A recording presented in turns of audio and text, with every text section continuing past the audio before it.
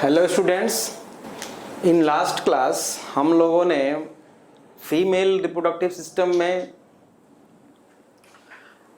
External genitalia तक कर लिया था, है ना। एक्सटर्नल जेनेटेलिया तक हम लोगों ने किया था। यूटेरस, फैलोपियन ट्यूब, ये सारा कुछ हम लोगों ने कर लिया था। आज हम उसी को आगे कंटिन्यू करने जा रहे हैं बेटा, है ना। तो मैमरी ग्लैंड्स आपका नेक्स्ट टॉपिक होगा। मैमरी ग्लैंड्स, है ना, मैमरी ग्लैंड्स, मैमरी ग्लैंड्स, और इसी को हम बोलते हैं बेटा ब्रेस्ट्स। ठीक है, मैमरी ग्लैंड और ब्रेस्ट्स। बेटा ये जो मैमरी ग्लैंड्स होती हैं, ये characteristic feature of all mammals होती हैं, है ना। It is characteristic feature of all mammals, है ना। And it is modified sweat glands। जो मैमरी ग्लैंड्स होती हैं बेटा, वो मॉडिफाइड स्वेट ग्लैंड होती हैं, है ना। मॉडिफाइड स्वेट ग्लैंड होती हैं। और बाई नेचर आप जानते हो, by nature glands apocrine, मीरोक्राइन and holocrine हो सकती हैं। एपोक्राइन हम उसको बोलते हैं बेटा जब किसी ग्लैंड का टर्मिनल पोर्शन उसके सेक्रीशन के साथ बाहर रिलीज हो जाए, उसको एपोक्राइन बोलते हैं। मीरोक्राइन में क्या होता है बेटा, जब सेल केवल सेल से बाहर केवल उसका सेक्रीशन रिलीज हो, उसको हम मीरोक्राइन बोलते हैं। होलोक्राइन बोलते हैं बेटा हम जब उसके सेक्रीशन के साथ पूरा कंप्लीट सेल जो है रिलीज हो जाए, निकल जाए। तो बाय नेचर ये जो मैमरी ग्लैंड्स होती हैं मैमल की, ये जो होती हैं वो एपोक्राइन होती हैं, है ना।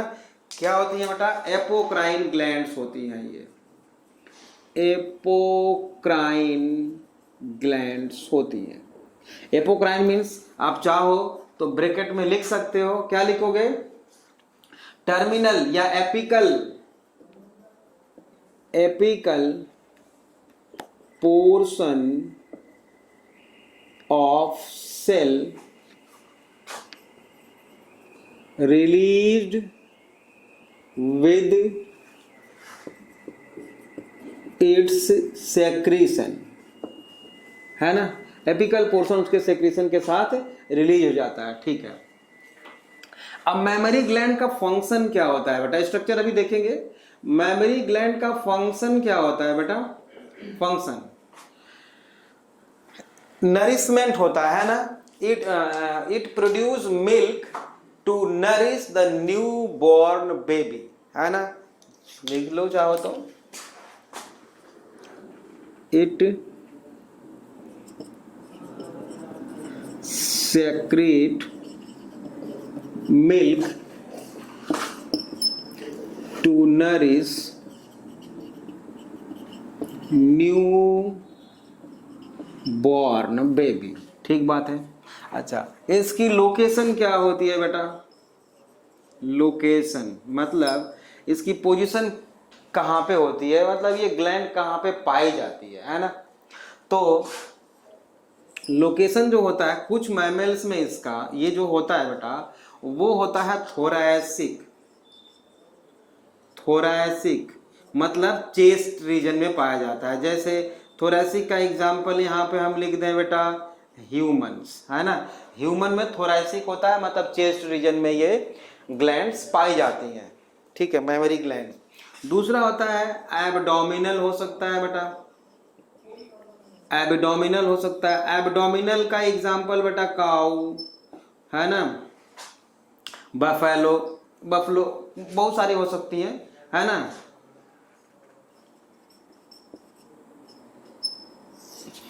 एक्सेट्रा, ठीक है। अब कुछ ऐसे होते हैं बेटा जिसमें कि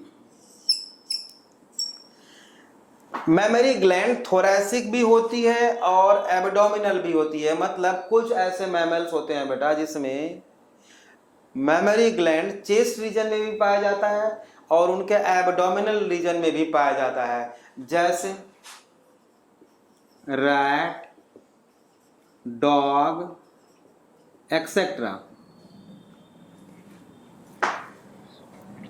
ठीक है, तो थोरैसिक क्या का एग्जांपल हो गया बेटा ह्यूमन, एब्डोमिनल का हो गया काऊ और बफलो, है ना, एक्सेट्रा। तो लोकेशन आपको समझ में आ गया। मॉडिफाइड स्वेट ग्लैंड होती हैं ये, बाई नेचर एपोक्राइन होती हैं, मैमल का कैरेक्टरिस्टिक फीचर होता है। यहां तक आपको क्लियर हो चुका है। ठीक है, आगे देखते हैं। अब बेटा स्ट्रक्चर ऑफ मेमोरी ग्लैंड या स्ट्रक्चर ऑफ ब्रेस्ट्स, है ना।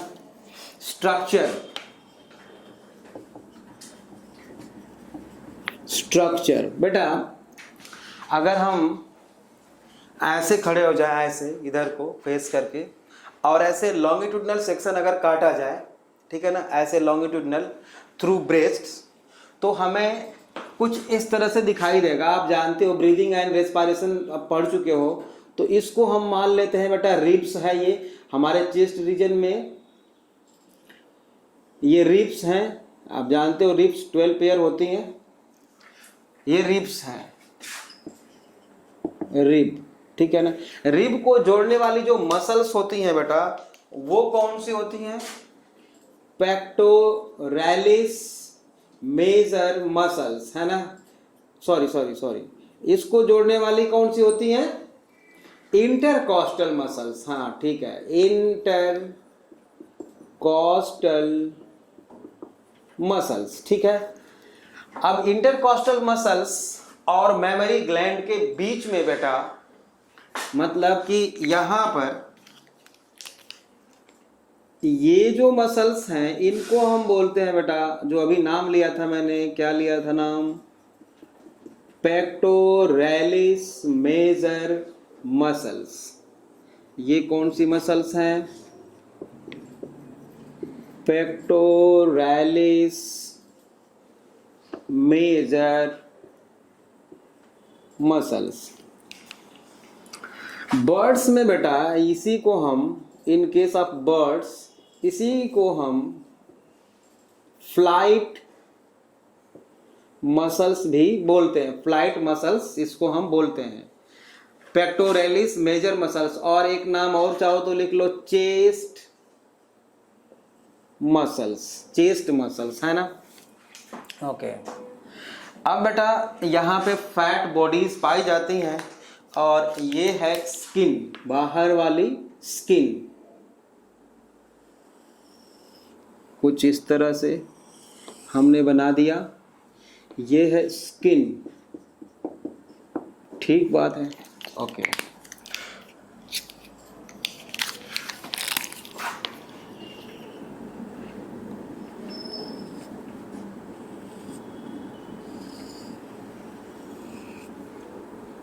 और ये बेटा हमने कुछ लोबुलर स्ट्रक्चर बना दिया यहाँ पे, लोबुलर, ऐसा।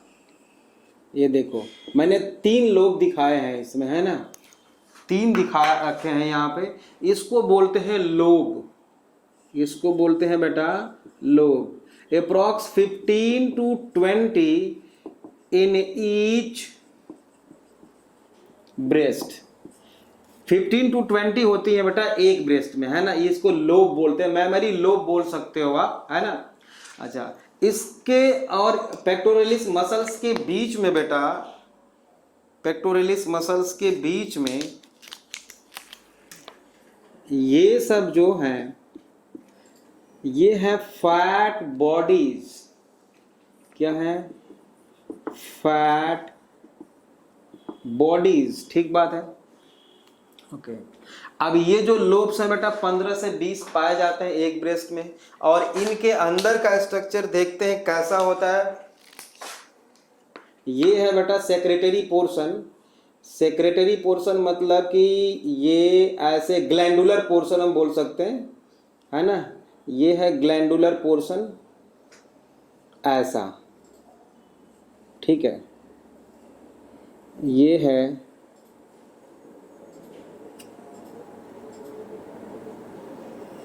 ऐसा, ठीक है ना। ये है ग्लैंडुलर पोर्शन जो यहाँ पे मिल्क को सेक्रेट किया जाता है, मिल्क को ये सीक्रेट यहाँ पे किया जाता है। इसको हम बोलते हैं बेटा मैमेरी,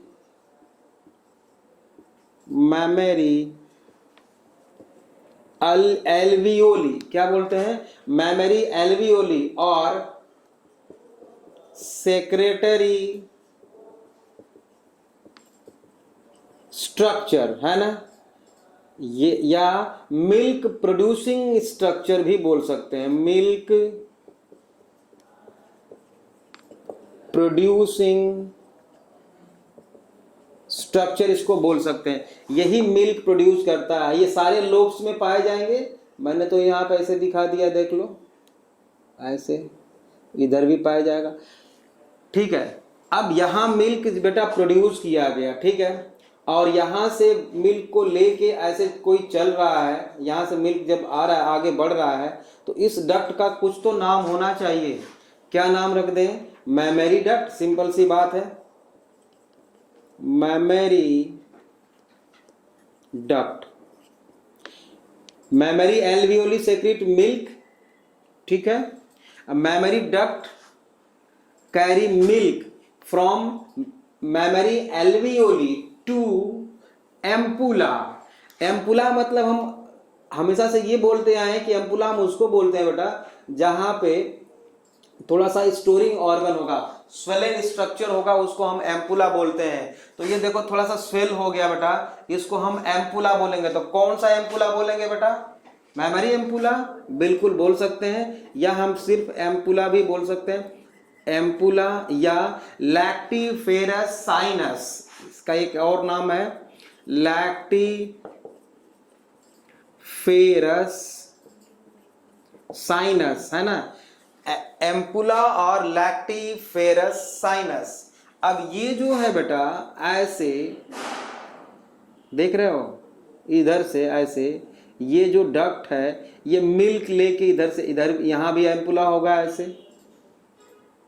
यहां भी होगा, इसमें भी एम्पुला होगा बेटा, ऐसे ऐसे ये डक्ट लेके यहां पे आ गई, ये देखो।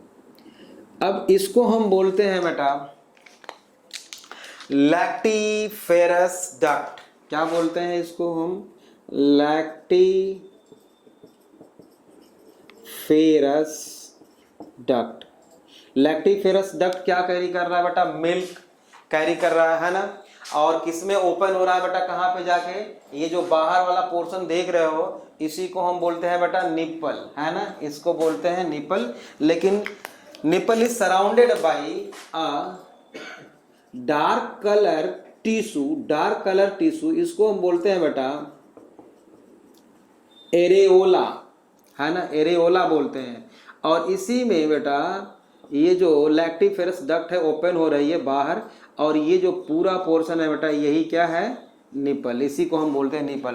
तो ये सिंपल सा स्ट्रक्चर है और एरियोला निपल को कवर करता है। एक्चुअली एरोला जो है बेटा वो सेबेसियस ग्लैंड्स होती हैं, है ना, लिख देते हैं एरियोला इधर सेबेसियस ग्लैंड्स होती हैं, ठीक बात है। तो ये सिंपल स्ट्रक्चर है मेमोरी ग्लैंड का। लोब को हमने यहीं तक दिखा रखा है, आप चाहो तो यहाँ तक दिखा सकते हो, ये ऐसे जुड़ी होती हैं, इस तरह से लोबुलर स्ट्रक्चर है। तो ये सिंपल स्ट्रक्चर हो गया बेटा किसका? मेमोरी ग्लैंड का, ठीक बात है, मेमोरी ग्लैंड का। अब हम इसके आगे बढ़ते हैं बेटा, देखते हैं कि जो मिल्क का सेक्रीशन होता है वो किसके इन्फ्लुएंस में होता है और मिल्क जो रिलीज होता है वो किसके इन्फ्लुएंस में होता है। अगर आपको याद हो इंडोक्राइनोलॉजी, मतलब हमारे +1 का लास्ट चैप्टर, तो उसमें आपको याद होगा कि prolactin secreted by anterior lobe of pituitary gland, है ना।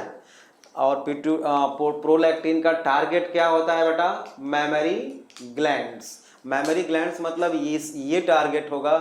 तो प्रोलैक्टिन जो है बेटा वो सेक्रीट कराने में हेल्प करता है। ऑक्सीटोसिन जो पोस्टीरियर लोब पिट्यूटरी ग्लैंड से सीक्रेट होता है वो क्या करता है, रिलीज कराने में हेल्प करता है। तो हम ऑक्सीटोसिन को हम मिल्क इजेक्टिंग और बर्थ हार्मोन भी बोलते हैं, और प्रोलैक्टिन को मिल्क सेक्रेटिंग हार्मोन बोलेंगे। ठीक बात है, तो उसको भी देख लेते हैं। इसको फिलहाल हम इरेज कर देते हैं, आप इसको कॉपी कर लेना। मान लेते हैं बेटा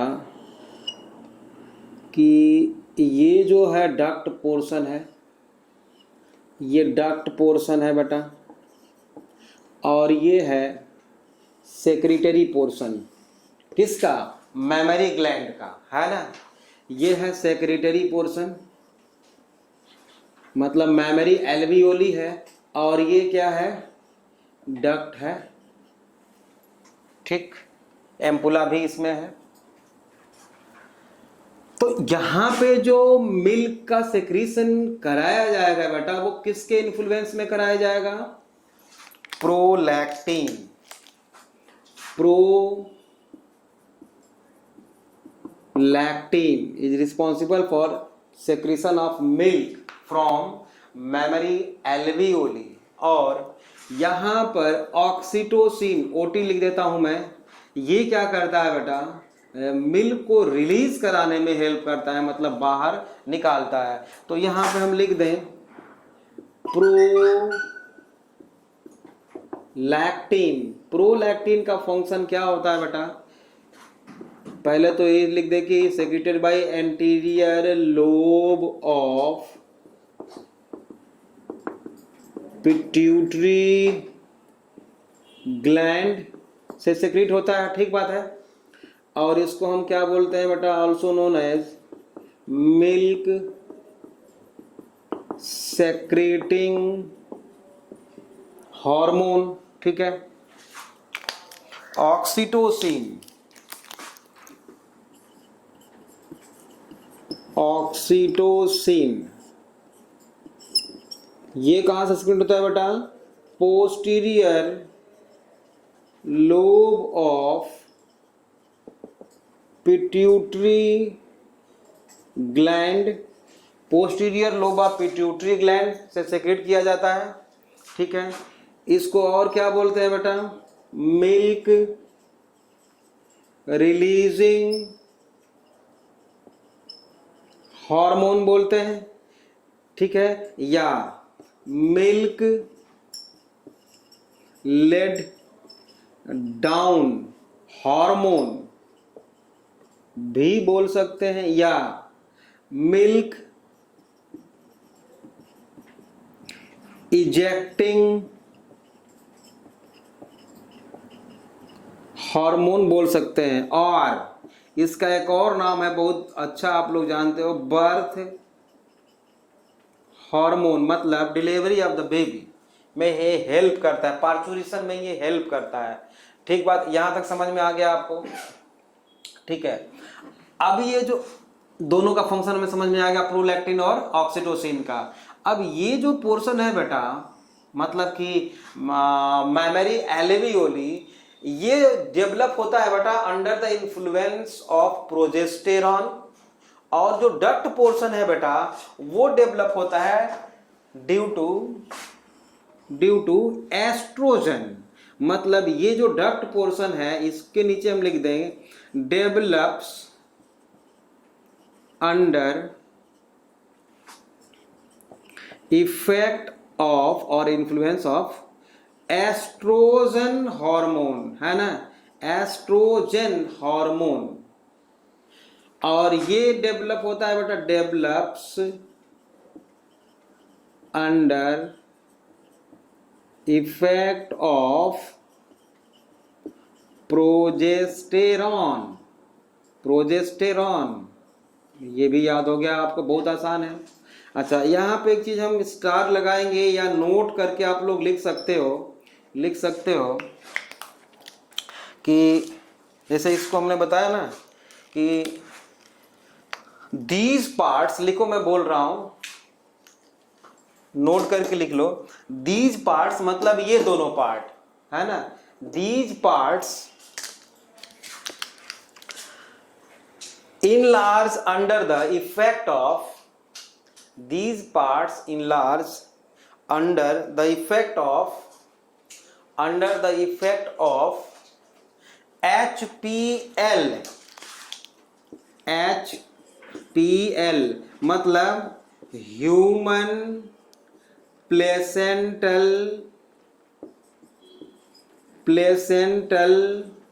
लैक्टोजेन।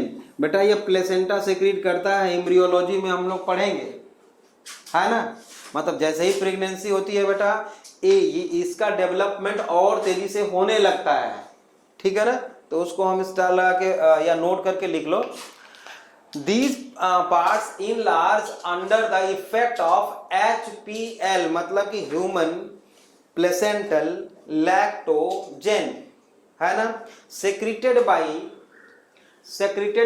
placenta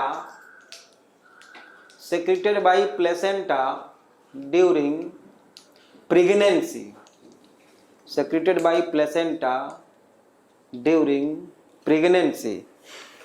यहां तक मुझे लगता है आपको समझ में आ गया, ठीक है। अब ह्यूमन मिल्क का जो कंपोजिशन होता है वो देख लेते हैं। Composition of human milk.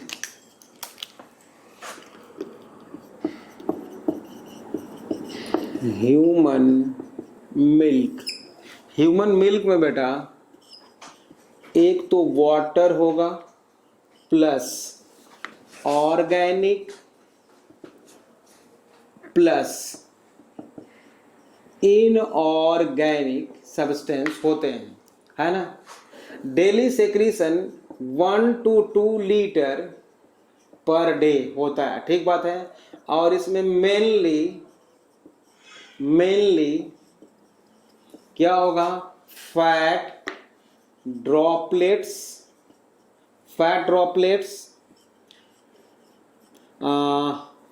Casein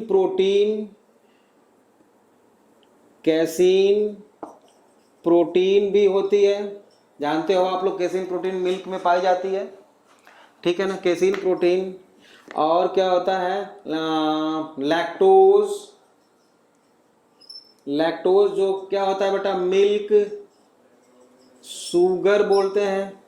उसके अलावा क्या हो सकता है बेटा, मिनरल्स हो सकता है। मिनरल्स में sodium, potassium, calcium, phosphate etcetera, ठीक है। इसके अलावा विटामिन्स हो सकता है बेटा, विटामिन्स उसमें विटामिन सी जो होता है एक्चुअल में, लेकिन वेरी लेस अमाउंट, बहुत ही कम होता है। और इम्पॉर्टेंट बात क्या है बेटा, इम्पॉर्टेंट बात क्या है ह्यूमन मिल्क की, कि इसमें आयरन एब्सेंट होता है ना, but iron Fe absent, iron नहीं होता, ठीक है ना। अब एक चीज और लिख लो यहीं पे, वैसे हम बाद में इसको बताते हैं लेकिन अभी बता दे रहे हैं हम आपको, क्योंकि बाद में डेवलपमेंट के बाद जब पार्चुरेशन होता है ना, उस समय एक जो मिल्क जो फर्स्ट मिल्क सेक्रीट होता है बेटा from 2 to 3 days after parturition, उसको हम बोलते हैं बेटा कोलोस्ट्रम, है ना, colostrum, first milk after parturition. तो लिख लो कोलेस्ट्रम, कोलेस्ट्रम में लिखो बेटा इट इज फर्स्ट मिल्क, है ना, from 2 to 3 days after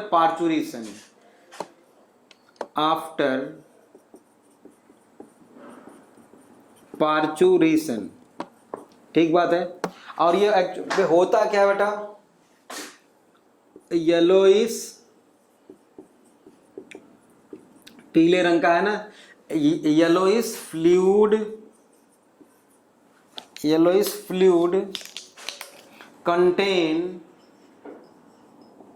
contain cells from alveoli। Alveoli का मतलब क्या हुआ कि जो मेमोरी एल्वियोली है बेटा उसमें से कुछ सेल्स बाहर निकल जाते हैं, मतलब उस टाइम पे शायद ये होलोक्राइन जैसा बिहेव कर रही है, लेकिन ये कब तक, 2 से 3 दिन तक, है ना, आफ्टर डिलीवरी 2 से 3 दिन तक बेटा उसमें सेल्स का अमाउंट ज्यादा होता है ना, फर्स्ट मिल्क में, जिसको हम कोलेस्ट्रम बोलते हैं, येलोइश होता है। नेक्स्ट पॉइंट लिखिए, रिच इन प्रोटीन्स, प्रोटीन्स, और कौन कौन से प्रोटीन्स, लैक्ट एल्बुमिन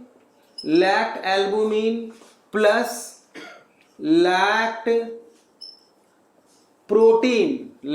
प्रोटीन, ठीक है ना। बट एक और चीज है, लो इन फैट, ध्यान दो, यहां पे फैट है, फैट ड्रॉपलेट्स नॉर्मल मिल्क में, लेकिन कोलेस्ट्रॉल में फैट नहीं है, कोलेस्ट्रॉल में फैट नहीं है, देख लो, है ना। अच्छा, इसके अलावा मैं यहां पे लिख देता हूं, जगह नहीं है नीचे, तो it also contain antibodies like IG stands for immunoglobulin. बेटा एंटीबॉडीज कई तरह की होती हैं, हम आगे ह्यूमन हेल्थ एंड डिजीज वाले चैप्टर में पढ़ेंगे, बट यहाँ पे आप देख IgA, IgM, IgG, IgE etcetera. तो IgA जो होता है बेटा, ये इंपॉर्टेंट है, आपको याद रखना है, कोलेस्ट्रॉल में पाया जाता है ना, जो न्यू बॉर्न बेबी को इम्यूनिटी प्रोवाइड करता है ना, इम्यूनिटी को उसके बढ़ाता है ये IgA, और वो भी पैसिव इम्यूनिटी को, है ना। IgA provide passive immunity to new born baby, passive immunity to new born baby. ये बात समझ में आपको आ गई, ठीक है। कोलेस्ट्रम हो गया समझ कंप्लीट। अब बढ़ते हैं बेटा आगे, formation of mature Graafian follicle. अब है हमारा अगला topic, formation of mature Graafian follicle, formation of mature Graafian follicle, है ना।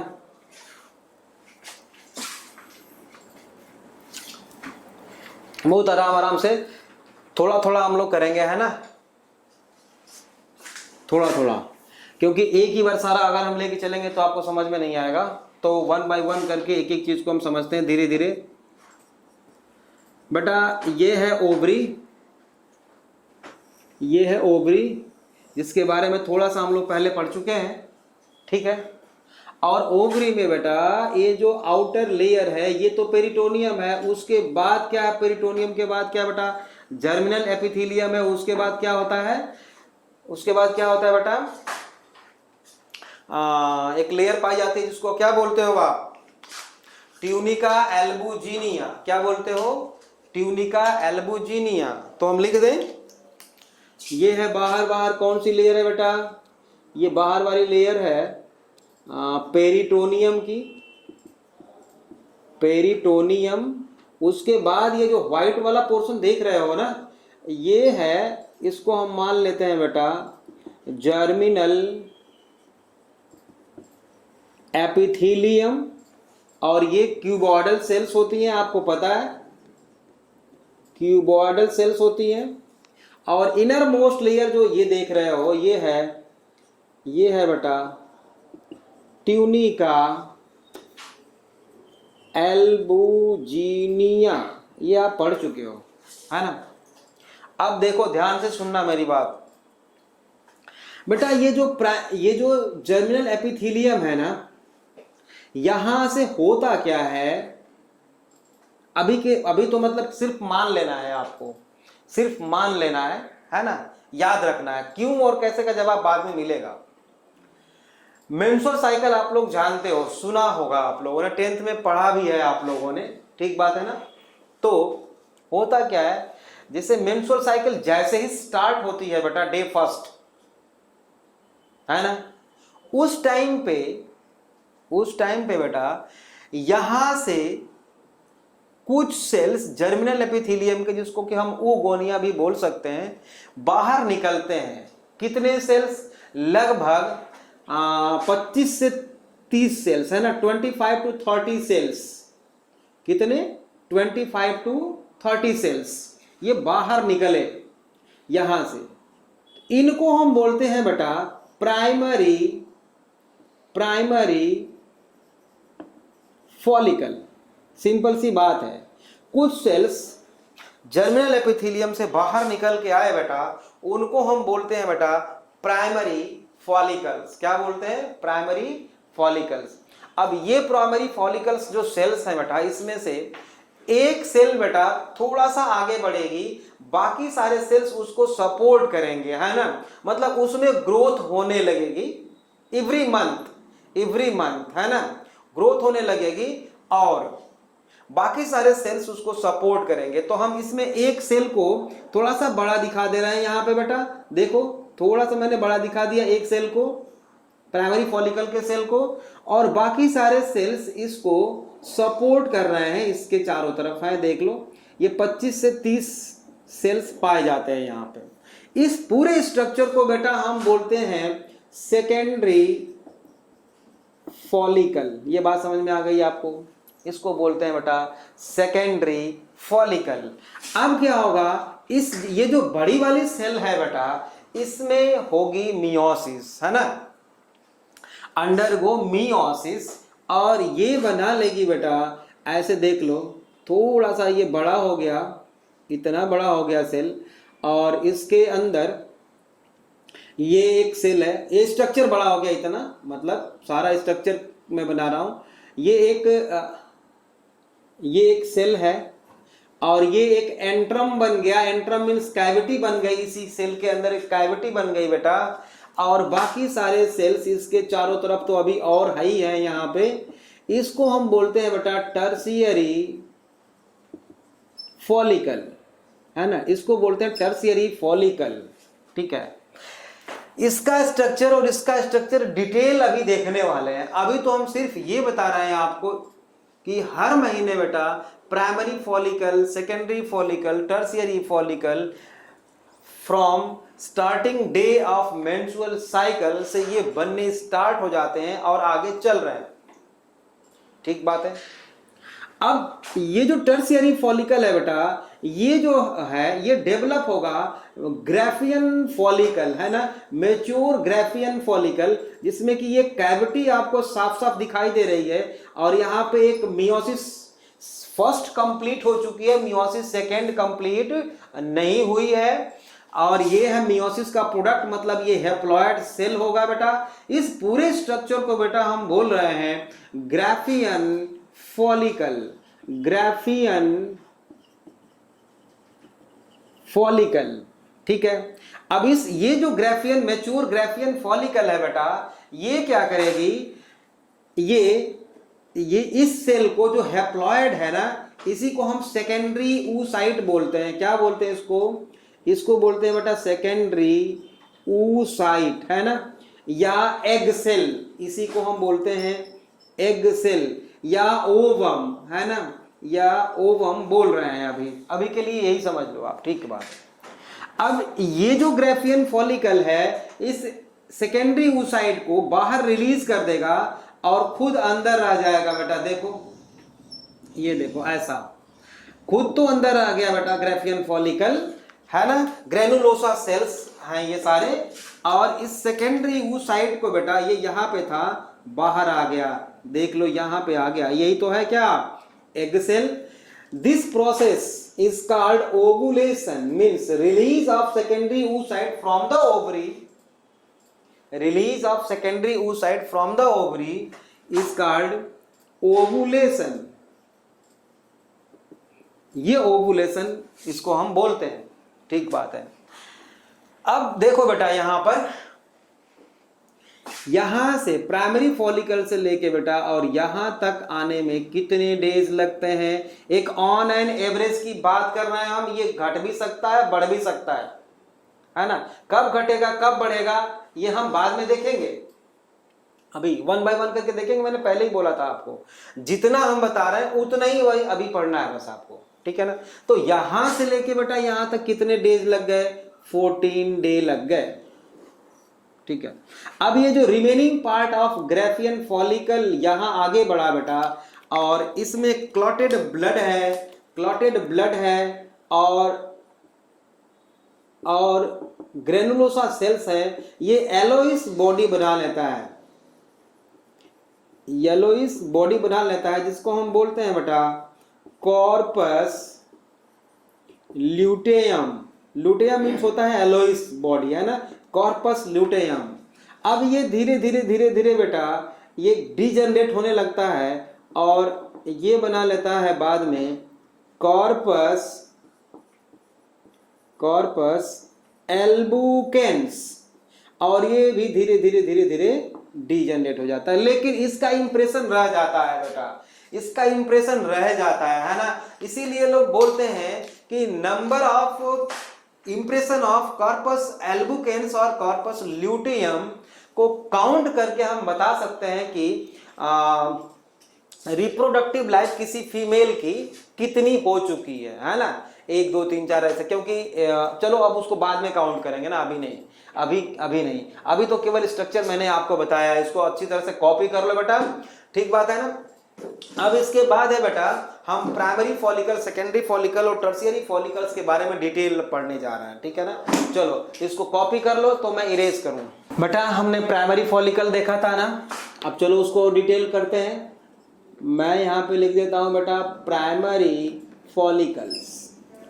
ये जो प्राइमरी फॉलिकल्स होते हैं ना बेटा, ये एम्ब्रियोनिक स्टेज में फीमेल बेबी को, एम्ब्रियोनिक स्टेज में बेटा फीमेल बेबी को लगभग 1 million in each ovary nature जो है इसको दे देती, ठीक बात है। मतलब कि एम्ब्रियोनिक स्टेज में बेटा यानी कि फीटस में जो प्राइमरी फॉलिकल्स हैं वो कितने लगभग हो जाते हैं, इन ईच ओवरी 1 मिलियन। तो आफ्टर बर्थ किसी भी फीमेल बेबी को दोनों ओवरी में, मतलब एक ओवरी में लगभग 1 मिलियन प्राइमरी फॉलिकल्स होते हैं। तो यहां पे हम पहला स्टेटमेंट लिख दें, after birth approx 1 million of primary follicles, 1 million primary follicles are left in each ovary. दोनों ओवरी में मिला के 2 मिलियन हो गए, ठीक बात है। यही प्राइमरी फॉलिकल को बेटा हम oogonia बोल सकते हैं या जर्मिनल एपिथेलियम बोल सकते हैं, ठीक बात है। इसी में मियोसिस होगी और फीमेल गैमीट प्रोड्यूस किया जाएगा। ये बात समझ में आ गई। अब होता क्या है बेटा, किसी भी फीमेल बेबी के बर्थ के बाद से लेके लगभग 11 से 13 साल तक का जो टाइम पीरियड होता है, इस फेज में बेटा ये बहुत सारे प्राइमरी फॉलिकल्स जो है डीजेनरेट होते हैं। मेरी बात समझ में आई।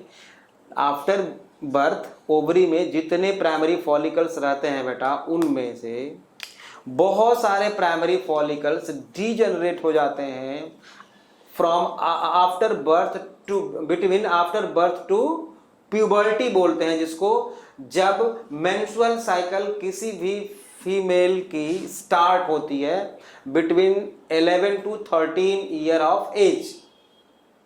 तो उसके और बर्थ के बीच का जो टाइम पीरियड है बेटा, उसमें ये प्राइमरी फॉलिकल डीजनरेट होते रहते हैं, है ना। तो इसको यहां पे हम लिख दें बेटा कि degenerate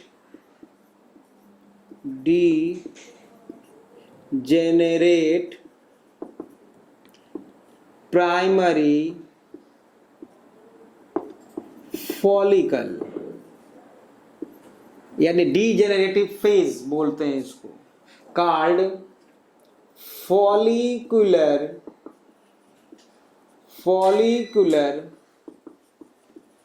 एट्रेशिया।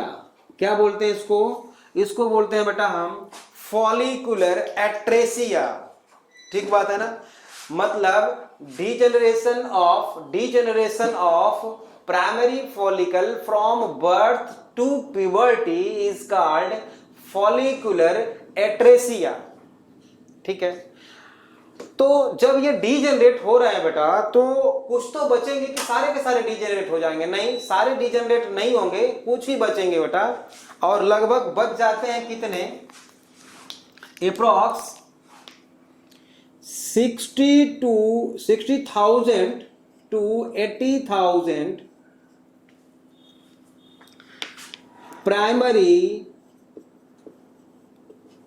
follicles left in each ovary up to puberty।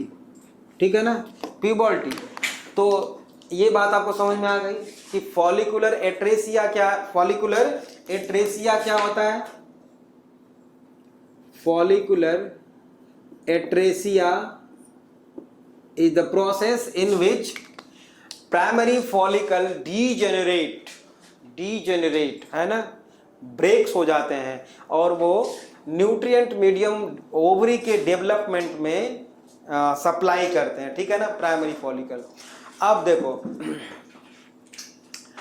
ये जो हमने 25 से 30 प्राइमरी फॉलिकल का निकलना बताया था, उसमें से एक आगे बढ़ेगी और मियोसिस उसमें होगा और एग सेल प्रोड्यूस करेगी।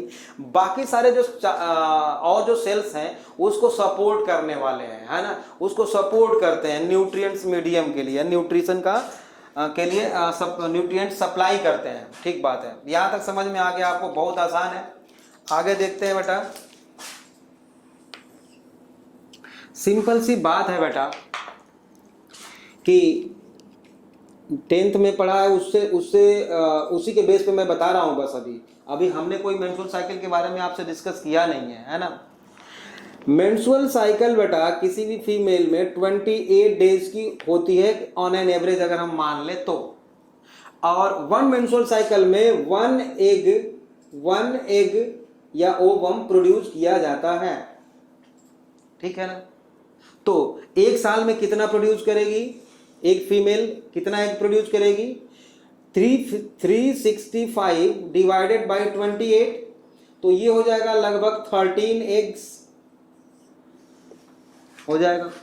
और रिप्रोडक्टिव लाइफ होती है, रिप्रोडक्टिव लाइफ जो होती है बेटा किसी फीमेल की कब से होती है स्टार्ट? जब मेंस्ट्रुअल साइकिल स्टार्ट होता है तब, मतलब कि मीनार्क उसको हम बोलते हैं, जिस दिन स्टार्ट होता है, जब स्टार्ट होता है मेंस्ट्रुअल साइकिल उसको मीनार्क बोलते हैं।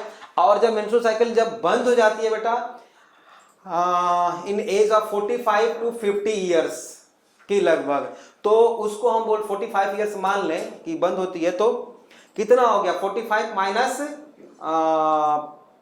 13 ईयर्स मान लें अगर, तो कितना हो जाएगा? 33 ईयर लगभग मान लो। तो एक किसी भी फीमेल की जो रिप्रोडक्टिव लाइफ होती है ऑन एन एवरेज 30 ईयर्स की होती है।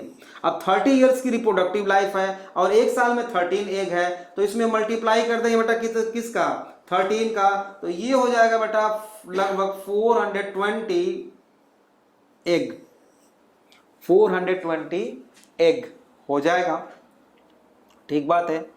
ऑन एन एवरेज की बात करें तो ये होता है 450 to 480 eggs are produced by the female in her reproductive life. ये बात समझ में आ गई? तो मैक्सिमम इतना प्रोड्यूस, लेकिन इसका मतलब ये नहीं होगा बेटा कि इतने सारे प्रोजेनी प्रोड्यूस कर सकती है एक फीमेल ना, ऐसा पॉसिबल ही नहीं है ना।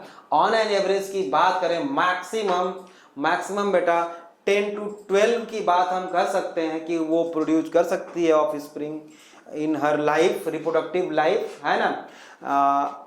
ठीक है, अब वो बात नहीं है कि महाभारत में जो है गांधारी के 100 बच्चे थे, ऐसा नहीं है, वो महाभारत था, है ना। ये भारत है ना। रियल की बात हम करें तो 10 to 12 हम बोल सकते, उससे ज़्यादा नहीं, मैक्सिमम, है ना। एक नॉर्मल की बात करें तो ऑन एन एवरेज की बात करें तो ठीक है। तो ये हमने देखा, क्या देखा बेटा कि प्राइमरी फॉलिकल्स बर्थ के टाइम पे जितने मिल जाते हैं एक बार उतने ही रहते हैं, बढ़ते नहीं है बल्कि और घटते हैं। जबकि मेल में देखो बेटा कॉन्टिन्यूअस, हर समय वो रिप्रोडक्टिव लाइफ में वो बनते ही रहते हैं, मतलब कि स्पर्मेटोगोनिया फॉर्म होती रहती है पूरे रिप्रोडक्टिव लाइफ में मेल के, जबकि फीमेल में एक बार जितना मिल गया, अगर डैमेज हो गया तो फिर से दोबारा वो नहीं बन सकता, नहीं मिल सकता बेटा, ये बात याद रखने वाली है, ठीक बात है ना। ओके, अब देखते हैं बेटा कि प्राइमरी फॉलिकल और सेकेंडरी फॉलिकल का स्ट्रक्चर होता कैसा है ना। यहां पे हम बना दें प्राइमरी फॉलिकल, देख लो ये है बेटा छोटे छोटे छोटे छोटे ये जो सेल्स हैं, मैंने बताया था आपसे 25 से 30 सेल्स होते हैं यहाँ पे, और एक सेल होता है इसमें बड़ा सा एक, उसको मैं चलो ऐसे दिखा देता हूँ एक डार्क कलर से, ऐसा, ठीक है। ये है बेटा जो ब्लू कलर से देख रहे हो आप, इसको बोलेंगे हम ग्रैनुलोसा सेल्स, ग्रैनुलोसा सेल्स बोलते हैं, ग्रैनुलोसा सेल्स, ठीक है।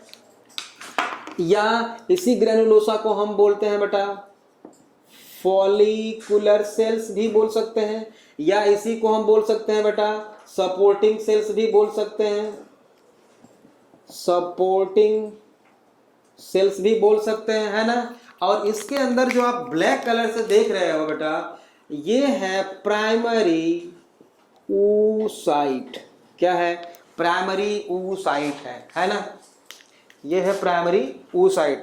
अब आगे देखो, यही डेवलप होगा बेटा सेकेंडरी फॉलिकल, ये मैंने बनाया है बेटा प्राइमरी फॉलिकल। अब देखो सेकेंडरी फॉलिकल हम बनाने जा रहे हैं, सेकेंडरी फॉलिकल। सेकेंडरी फॉलिकल में बेटा ये क्या था हमारा, ये क्या था बेटा, बीच में क्या था, प्राइमरी oocyte, ये क्या है, इसको हम लिख दें बेटा प्राइमरी oocyte है ये, ठीक बात है। इसके बाहर कौन से सेल्स थे, ग्रैनुलोसा सेल्स थे, चलो हम ऐसे ऐसे लिख देते हैं, बना देते हैं ऐसे ऐसे। इसके बाहर जो है ये सारे के सारे ग्रैनुलोसा सेल्स हैं, ये ग्रैनुलोसा सेल्स है बेटा, ठीक है, ओके। अब ये ग्रैनुलोसा सेल्स जो है ये सेक्रीट करते हैं बेटा नर्सिंग फ्लूइड, है ना, ये ग्रैनुलोसा सेल्स जो है नर्सिंग फ्लूइड सेक्रीट करते हैं for developing oocytes, primary oocytes, लिख देता हूं यहां पे, granulosa cells secrete nourishing fluid for developing oocyte, ठीक बात है, ओके। अब इनके सबसे बाहर बेटा एक लेयर ऐसे डेवलप हो जाती है, ऐसे कुछ अलग से सेल्स आ जाते हैं, जिसको हम बोलते हैं बेटा, ग्रीन कलर से मैंने दिखाया हूं जो थीका सेल्स। थीका सेल्स कहां से आ गए बेटा, फ्रॉम स्ट्रोमा, आप जानते हो स्ट्रोमा, ओवरी में मैंने बताया था 2 रीजन होते हैं, स्ट्रोमा और मेडुला, है ना। तो स्ट्रोमा से कुछ सेल्स इसके बाहर आ गया बेटा, जो टफ एक लेयर बना लिए, है ना, ऐसा, ये सेलुलर लेयर है, ठीक बात है। अब इसके बाद ये कन्वर्ट होगा बेटा टर्शियरी फॉलिकल में ना, या मैच्योर ग्राफियन फॉलिकल हम बोल सकते हैं, टर्शियरी फॉलिकल चलो बोल सकते हैं, प्राइमरी सेकेंडरी फिर टर्शियरी। तो टर्शियरी जो है बेटा, टर्शियरी जो फॉलिकल है ना, टर्शियरी फॉलिकल मैं बनाने जा रहा हूं।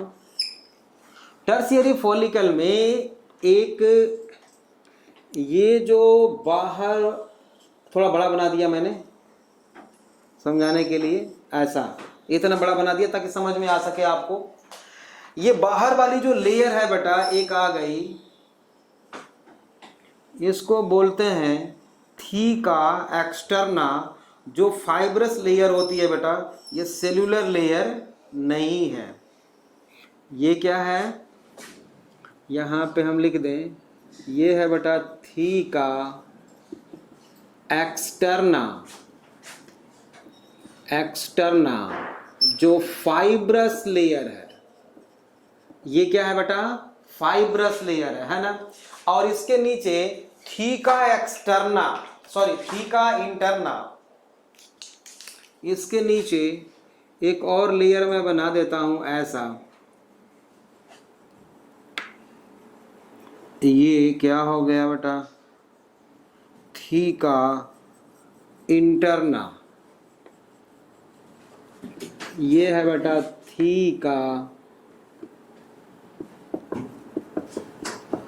इंटरना, जो सेल्यूलर है बेटा, है ना। थीका एक्सटर्ना जो है फाइब्रस लेयर है, सेल्यूलर लेयर नहीं है वो। और थीका इंटरना जो है बेटा, देख रहे हो कि ये सेल्यूलर लेयर है, ठीक है। इसके बाद पहले तो यहाँ पे एक एंट्रम मैं बना दूं, एक कैविटी में बना देता हूं, एक बनती है जिससे हमने कैविटी उसमें दिखाया था। ये कुछ बेटा इस तरह से एक कैविटी बन जाती है, जिसको हम फॉलिक्यूलर एंट्रम बोलते हैं। क्या बोलते हैं इस कैविटी को, क्या बोलते हैं बेटा, इसी में लिख दूं क्या, इसी में लिख देता हूं। इसको बोलते हैं बेटा follicular antrum filled with fluid called follicular fluid, है ना, या नर्सिंग फ्लूइड, या फॉलिकुलर लिक्वर, या लिक्वर फॉलिक्यूली,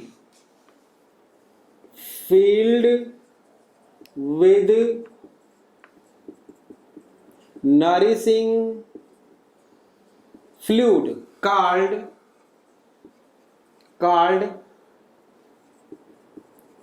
follicular fluid और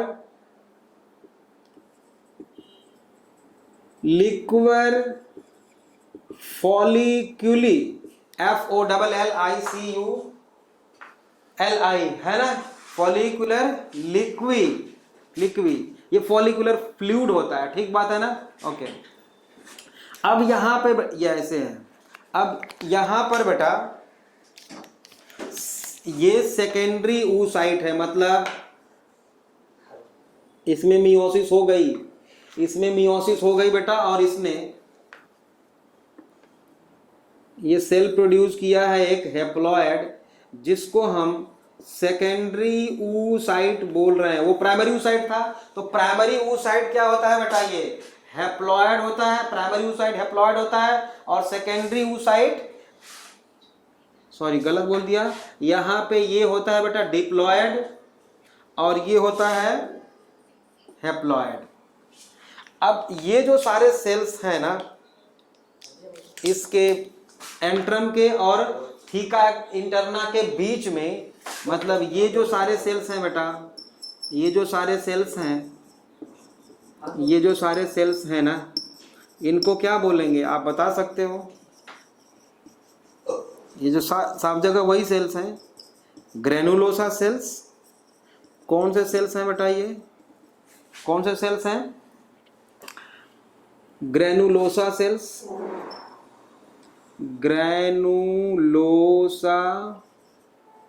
सेल्स, ठीक बात है, या इसी को हम फॉलिकुलर सेल्स बोलते हैं, ठीक है।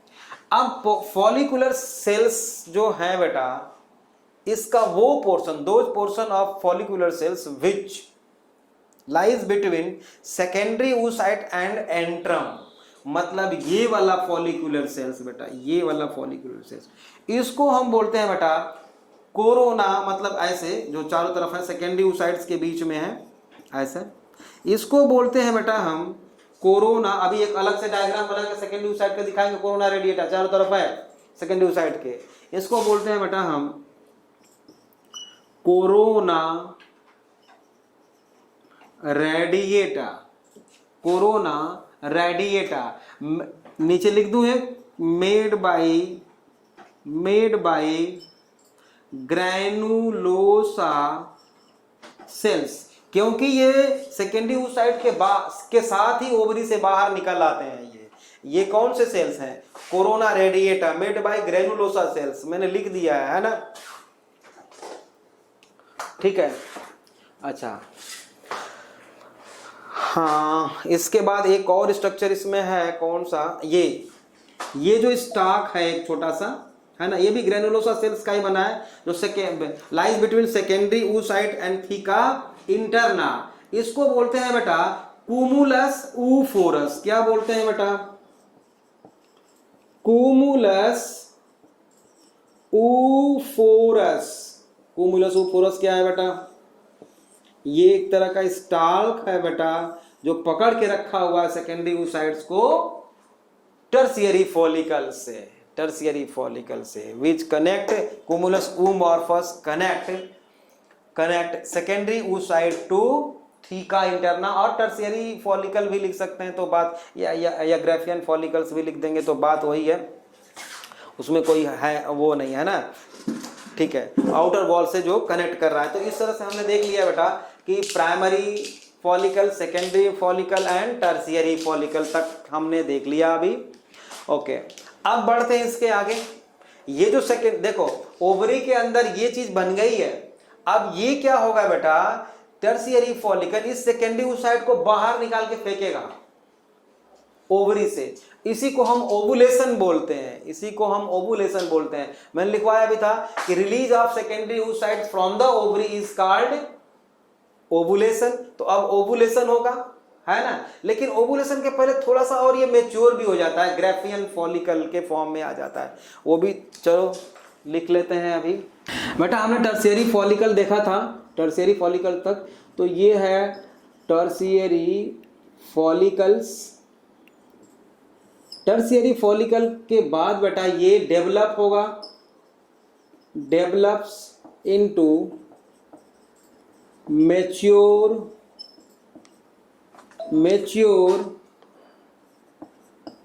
Graafian follicle, mature Graafian follicle. अब इसके बाद क्या होता है बेटा, ओवुलेशन। इसके बाद होगा ओवुलेशन, और ओवुलेशन जानते हो आप, release of secondary oocyte from the ovary is called ovulation. Ovulation के बाद क्या होगा बेटा, ओवुलेशन के बाद क्या होगा, remains of mature Graafian follicles are called, is called corpus luteum. क्या बोलते हैं उसको, कॉर्पस ल्यूटियम। मीन्स यहां पे लिख देंगे फॉर्मेशन ऑफ कॉर्पस ल्यूटियम। अब बेटा कॉर्पस ल्यूटियम जो है क्या होता है, ये एलोइस बॉडी होती है, एलोइस बॉडी होती है ना, और ये बहुत सारे हार्मोन्स, बहुत सारे क्या, 2 हार्मोन्स मेनली रिलीज करता है। और corpus luteum actually made by, लिख लो नहीं तो बाद में भूल जाओगे, मेड बाय ग्रेनुलोसा सेल्स, है ना, मेड बाय ग्रेनुलोसा सेल्स, मतलब ग्राफियन फॉलिकल्स का जो रिमेन्स है उससे क्या बन गया बेटा, कॉर्पस ल्यूटियम। अब कॉर्पस ल्यूटियम में क्या क्या होता है बेटा, अगर हम ऐसे ऐसे बना दें तो कॉर्पस ल्यूटियम में ऐसे एक तो सेल्स होते हैं, है ना, जिसको कि हम ल्यूटियल सेल्स बोलते हैं, ल्यूटियल सेल्स बोलते हैं, और एक तो फाइब्रिन होता है बेटा, फाइब्रिन मतलब कि रेशा, फाइबर्स, एक होता है बेटा फाइब्रिन, और कुछ होता है क्लॉटेड ब्लड, है ना, ये क्या है बेटा, क्लॉटेड ब्लड। इन तीनों को मिला के हम एक साथ क्या बोलते हैं बेटा, कॉर्पस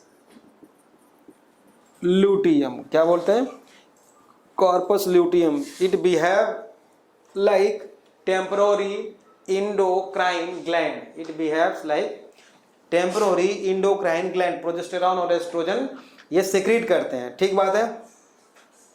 बाद में ये डीजनरेट होते होते होते होते खत्म हो जाते हैं, और जैसे जैसे छोटा होता है इसको हम बोलते हैं कॉर्पस एल्बुकेंस,